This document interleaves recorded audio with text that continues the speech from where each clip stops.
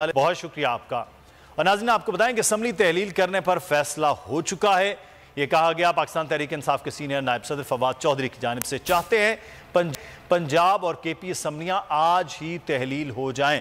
हमारे लिए कोई सरप्राइज नहीं था, हमें पता था कि हमारे बंदे पूरे हैं। जो चुन्नू मुन्नू आए हुए थे उनको सरप्राइज मिला है। यह अवाम के पास जाने के लिए तैयार नहीं हैं। मुनहरिफ अराकीन के खिलाफ कार्रवाई करेंगे। ये बेशर्म लोग हैं, इनको अवाम से जूते पड़ेंगे। फवाद चौधरी ने मजीद क्या कहा, आइए आपको दिखाते।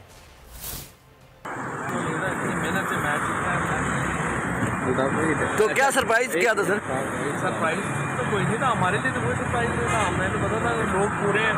ये तो जो हमारे चुनू मुन्नू आए हुए थे उनको एतराज़ उनको सरप्राइज मिला, हमें तो। अच्छा फवाद भाई, अब तो आपके पास ऑप्शन आ गई है, जब चाहें आप असम्बली तहलील कर सकते हैं। तो क्या आप आज का जो इजलास है उसमें असम्बली तहलील के हवाले से कुछ करने जा रहे हैं या कौमी असम्बली में जा रहे हैं? पहले नहीं, हम असम्बली तहलील करने के ऊपर फैसला हो चुका है। जुलाई साहब को भी आज दोबारा जो है दी है और वो आज जाएंगे। ये हमारा फैसला हो चुका है। इसमें अब असम्बली तहलील पंजाब और केपी की हम तो चाहते हैं कि आज ही तहलील। अच्छा फवाद भाई, ये भी आ रहा है कि अपोजिशन दोबारा फिर तरीके अदब एतमाद जमा करवाने जा रही है। ये मेरा ख्याल है जूते छोड़ के भागना चाह रहे हैं। ये इनके पास अवाम के पास जाने को तैयार नहीं है। हम हर जगह जीत रहे हैं कि अवाम हमारे साथ है और हम ये लड़ाई अवाम के सर पे लड़ रहे हैं, अवाम की सपोर्ट से लड़ रहे हैं, उनकी हमायत से लड़ रहे हैं। हमारे में और हुकूमत में ये फर्क।